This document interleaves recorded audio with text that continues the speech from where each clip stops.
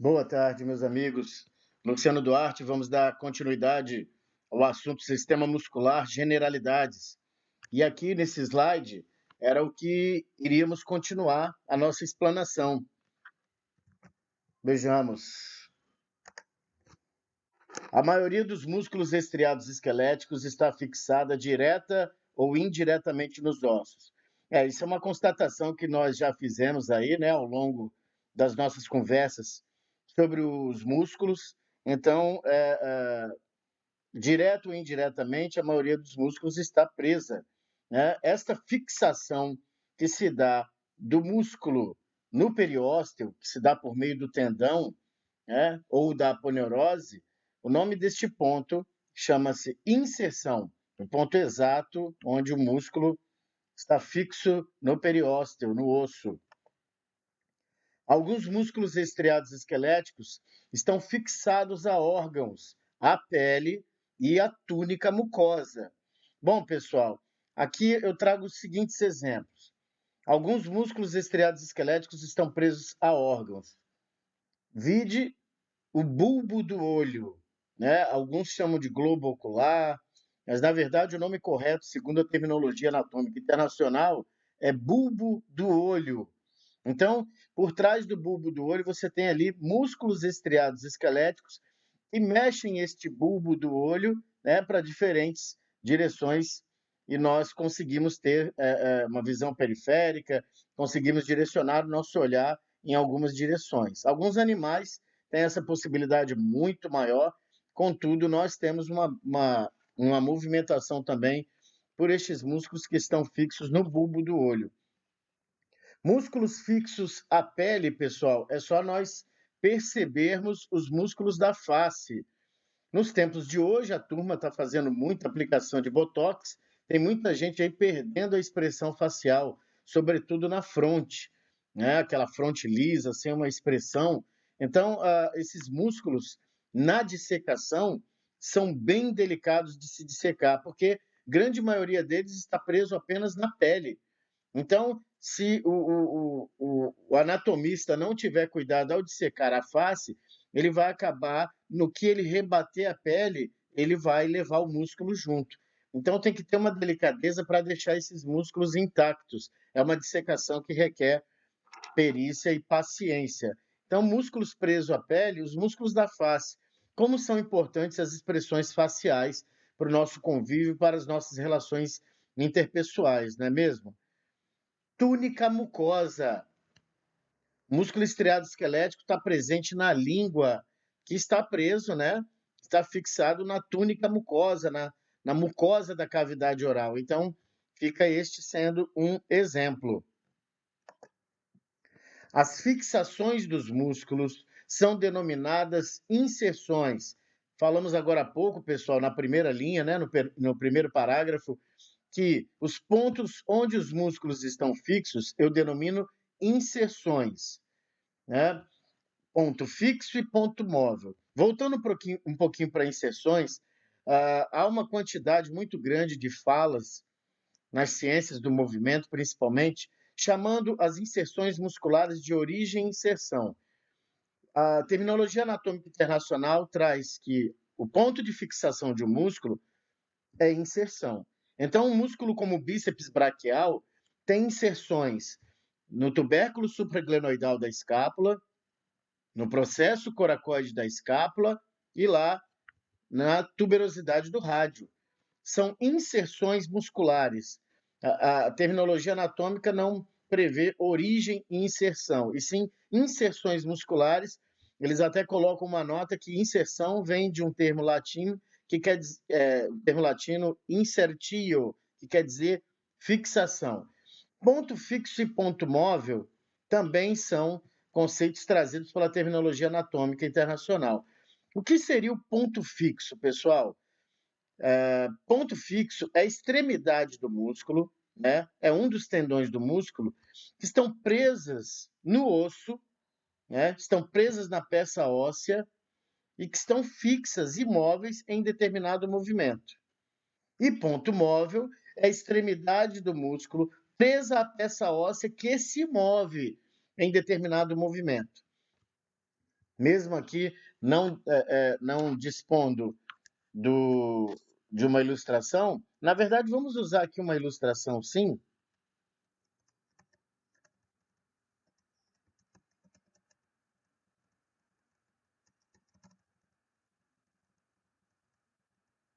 Demorando. Ela não está nesse slide. Não, ela está nesse slide, sim. Desculpem, eu não vou nem editar isso aqui, que é para vocês rirem de mim mesmo.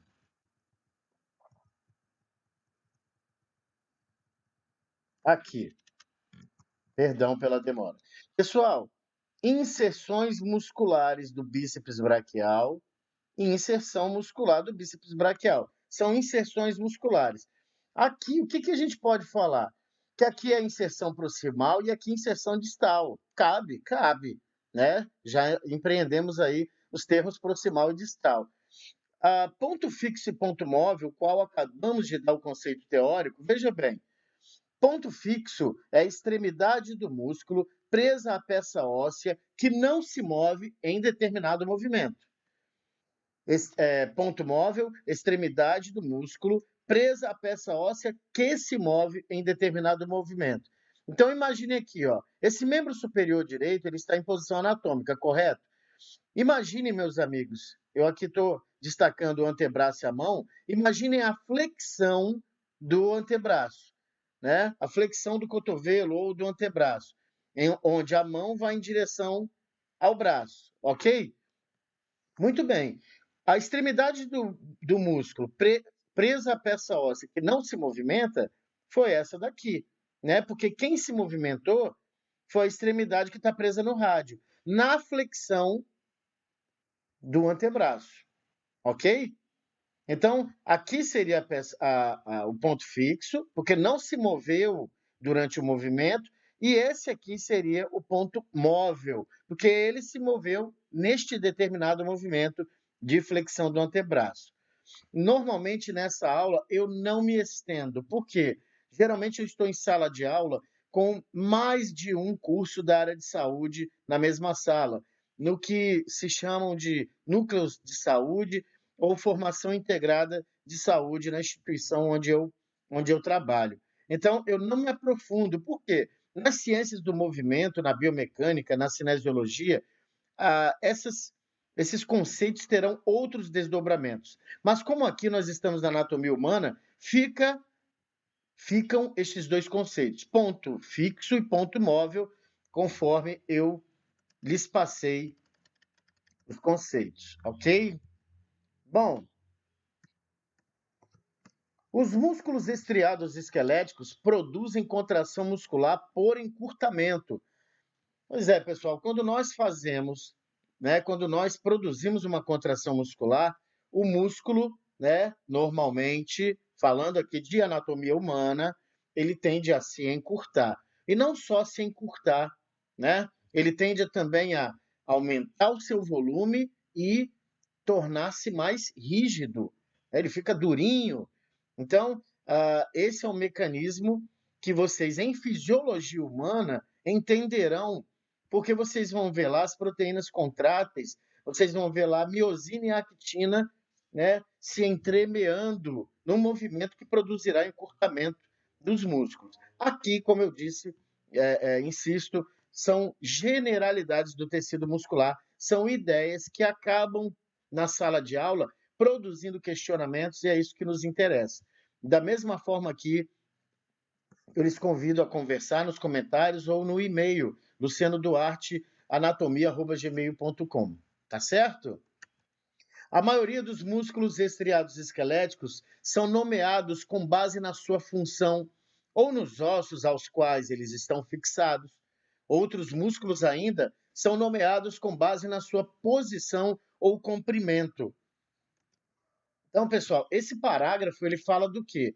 Da terminologia dos músculos, né? Quando os anatomistas se encontram para discutir a terminologia anatômica, é com o intuito de melhorar a nossa vida no que diz respeito aos estudos, né? Nós sabemos que a anatomia humana ela é complexa no sentido de sua terminologia. São mais de 5.000 termos atribuídos ao corpo humano e o que a terminologia anatômica internacional prega? Que seja um termo para cada parte, ou segmento, ou região do corpo humano. Por isso, isso é um padrão, né? É rigor científico. Então, por exemplo, supraespinhal, supraespinhoso, supraespinal, olha aí, só aí são 3 nomes. Se eu multiplicar mais de 5.000 termos por 3, vai dar 15.000, 18.000 nomes. Então, é interessante que nós usemos um termo para cada estrutura e por isso que eu bato tanto na tecla da terminologia anatômica internacional. E os músculos não são diferentes. Então, como diz aí, eles são nomeados com base na sua função. Por exemplo, o músculo baseado na sua função é extensor radial longo do carpo, flexor ulnar, do, flexor ulnar do carpo. Deu uma engasgada aqui. Então, esse nome de músculo conclui aí a função dele. Um é flexor, flexor ulnar do carpo, que eu comentei, e o outro extensor, extensor radial longo do carpo. Né? Isso já nos dá uma possibilidade de saber a função desse músculo. Veja bem, extensor radial, né? Extensor radial longo do carpo. Então, está aqui, ó, nos ossos aos quais eles estão fixados, ou fixados, né? Ou que tenha uma relação reto-femoral. Ora, se eu escuto o nome desse, onde eu vou procurar esse músculo? Na mão? Não, né, galera? Reto femoral é o músculo da coxa, né? E aí, com as aulas práticas nos laboratórios de anatomia, né, nós vamos ver que o reto femoral é o músculo anterior da coxa. E ele é reto, né? Palmar longo é um músculo pequeno, né, com ventre muscular muito delicado, cerca de 13, 14% das pessoas não o têm em um dos membros, e ele tem um tendão longo, né, que vai até a aponeurose palmar, bem na palma da mão. Aqui, outros músculos são nomeados com base na sua posição, né? Músculo tibial anterior. Ele está ali relacionado com a tíbia e na região anterior, né? O músculo tibial anterior, que é um grande dorsiflexor, né? É um músculo que tem uma ação muito importante na dorsiflexão. Ou ainda, como diz aqui, o comprimento, né, que já comentamos aqui, fibular longo, extensor radial longo do carpo, né? Então, os nomes dos músculos, eles denotam muito, né, em grande parte das vezes, a sua função, os ossos aos quais estão relacionados, né, na sua posição, no seu comprimento, enfim, essa é a terminologia. Classificação, meus amigos. Já fizemos com os ossos, já fizemos com as articulações. Os músculos, cerca de 590 músculos que temos no corpo, estriados esqueléticos, eles, como são em grande quantidade, precisam ser categorizados. E toda vez que você categoriza, classifica algo, você precisa de um critério. O critério aqui, pessoal, é a morfologia, a forma do músculo, né? Bom, a forma do músculo, entre aspas, o desenho, a direção das fibras musculares, tudo isso é importante para os colegas da educação física, da fisioterapia, para aqueles que vão tratar com as ciências do movimento, ok? Aqui é uma classificação baseada na morfologia, apenas para nós entendermos as formas dos músculos. Músculos planos têm fibras paralelas, frequentemente possuindo uma aponeurose. Olha a aponeurose aí, pessoal. Revivendo. A aponeurose é um análogo de um tendão. Tem a mesma constituição do tendão, tem a mesma função do tendão. Contudo, difere do tendão no que diz respeito à forma. Os tendões são finos, como cordões, como fitas. As aponeuroses são largas, como lâminas. E veja aí o detalhe, né? E já uma peculiaridade. Músculos planos frequentemente possuem associados uma aponeurose. E aí tem um exemplinho, né? Músculo oblíquo externo do abdômen. Assim como nós poderíamos citar o músculo latíssimo do dorso, né, famoso por ter também uma aponeurose, a aponeurose tóraco-lombar. Músculos peniformes, músculos que são semelhantes apenas na organização de seus fascículos e podem ser semipeniformes, o que seria metade de uma pena, multipeniformes, várias penas juntas, ou simplesmente peniformes, em formato de pena. E aí eu coloquei aí exemplos bem típicos, né? Bem clássicos. Músculo extensor longo dos dedos, né? Olha aí a terminologia, né, pessoal? Extensor, ele é longo e ele é dos dedos. Ele tem uma classificação morfológica de semipeniforme, metade de uma pena.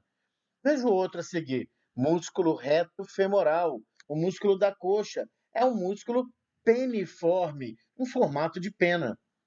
Músculo deltoide, o músculo aqui da região lateral do braço, lateral e proximal, né? O músculo onde a gente costuma tomar injeção, é um músculo multipeniforme. É, na verdade, um músculo que parece que tem várias penas. Alguns livros, como Keith Moore, na Anatomia Orientada para a Clínica, o descreve morfologicamente como um músculo flabeliforme, ou seja, como se fosse um leque.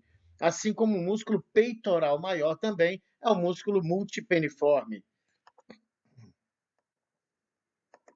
Ainda na classificação dos músculos estriados esqueléticos, sob a ótica da forma, existem os músculos fusiformes, pessoal. Esses músculos têm a característica de ter ventres musculares, né? Ventre muscular é a parte carnosa do músculo, a parte que se contrai. Então, músculos que têm ventres musculares redondos e extremidades afiladas. Um exemplo clássico, músculo bíceps braquial, que é o músculo do braço, o músculo mais anterior e superficial do braço, músculo bíceps braquial. Existem os músculos quadrados, estes, obviamente, têm 4 lados iguais. Exemplos clássicos: músculo reto do abdômen. O músculo reto do abdômen é interessante, né? Que ele, na superfície do corpo dos vivos, aparenta-se, né, com o que foi apelidado de tanquinho. O músculo reto do abdômen são vários ventres musculares quadrados, né, interrompidos pelo que a gente chama peculiarmente de intersecções tendíneas do músculo reto do abdômen, que são formações tendíneas que interrompem esses quadrados, né, do músculo reto do abdômen. Um outro músculo bastante interessante e quadrado é o músculo pronador quadrado, um músculo na região distal do antebraço, numa camada mais profunda, que obviamente auxilia aí na pronação do músculo.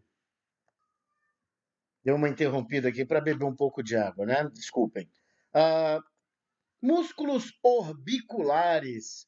Estes músculos, amigos, circundam uma abertura, um orifício do corpo, fechando-os quando se contraem. Exemplos clássicos: músculo orbicular do olho, é um músculo bem fininho, um formato circular, e ele fica ali fazendo a volta nos arredores da órbita, órbitas que são as cavidades que abrigam o bulbo do olho. E o músculo orbicular da boca, músculo que a gente faz o biquinho, é um músculo também delicado, um círculo em volta da boca. Interessante também falar, pessoal, que esses músculos da face, né, nós falamos que os músculos se fixam à pele também, e eu comentei sobre músculos da expressão facial. São músculos facilmente testados na possibilidade de um exame para paralisia facial. Aí, pessoal, uma ilustração de anatomia orientada para a clínica de Keith Moore, né? Onde se mostram aí o bíceps braquial, os tendões dele, que nós aqui já usamos para experimentar outros conceitos. Aqui tem o músculo plano, o músculo semipeniforme, metade de uma pena, o músculo peniforme, o músculo multipeniforme, músculo orbicular, músculo quadrado e músculo fusiforme, todos eles já exemplificados, e passemos à frente. Pessoal, unidade estrutural de um músculo estriado esquelético. Eu coloco assim porque em sala de aula eu questiono. Pessoal, quem é a unidade estrutural de um músculo estriado esquelético? E fico em silêncio escutando. Bom, você não sabe? E aí eu pergunto para a turma, né? Pessoal, qual é a unidade estrutural de um muro? Aí a galera responde: é o tijolo. Pois é, a unidade estrutural de um músculo estriado esquelético, quem é? A fibra muscular. A célula muscular, que já falamos, convencionou-se ser chamada de fibra devido ao seu formato alongado, né? Então, a unidade estrutural de um músculo estriado esquelético é a fibra muscular, né? Centenas de milhares de fibras musculares formarão um músculo. Unidade funcional de um músculo estriado esquelético, pessoal. A unidade funcional, a menor estrutura funcionante de um músculo. Trata-se, meus amigos, da unidade motora. A unidade motora, meus caros, é constituída por um neurônio motor que, através das suas terminações axônicas, inervam, né, se comunicam com uma quantidade de fibras musculares. Então, essa comunicação, que chamaremos de sinapse, é que fará a ativação das fibras musculares para que elas se contraiam. E aí vem um comentário interessante: os movimentos resultam da ativação de um número crescente de unidades motoras. Os movimentos resultam da ativação de um número crescente de unidades motoras. Eu costumo mostrar esse exemplo em sala de aula, mas façam aí o exercício da abstração. Vamos pensar. Você começa hoje um projeto Verão 2021 e você, depois de um ano sem fazer exercício nenhum, começa a fazer exercícios abdominais. Imaginem, 1, 2, e está lá fazendo abdominal. 4, no 5, começa a vir uma tremedeira do seu abdômen. Isso é um sinal, pessoal, de que o fato de você estar um ano sem fazer atividade física faz com que você tenha menos unidades motoras ativadas. As unidades motoras que ficam ativadas são aquelas suficientes para você fazer o que você faz no dia a dia. De repente você trabalha o dia todo sentado, né? Você vai usar pouco. Então, quando você solicita no exercício de abdominais, né? E você aí experimenta uma série de 3 de 20 repetições, você vai fazer e por você estar desacostumado, o movimento não se dá de forma adequada, você tem aquelas tremedeiras, né? E o movimento não se concretiza, né? Até porque a atividade física, um exercício físico específico, melhor falando, ele deve ser orientado pelo profissional da educação física. Então, o movimento, a partir do momento que você vai progressivamente aumentando as suas repetições, os seus exercícios, a tendência é que você faça 3 de 20, daqui a pouco você está fazendo 3 de 50 e sucessivamente. Aqui eu botei uma ilustração, veja essa intimidade aqui. O que você está vendo aqui é a terminação, é a parte final de um axônio, né? Obviamente de um neurônio, chegando aqui num grupo de fibras musculares. Então, o que está havendo aqui? Ó? O autor, né, Princípios de Anatomia e Fisiologia, de Gerhard Tortora, aqui, ó, ele pegou justamente o pedacinho do encontro. E olha em que ele transformou nisso aqui. Pessoal, isso é uma sinapse.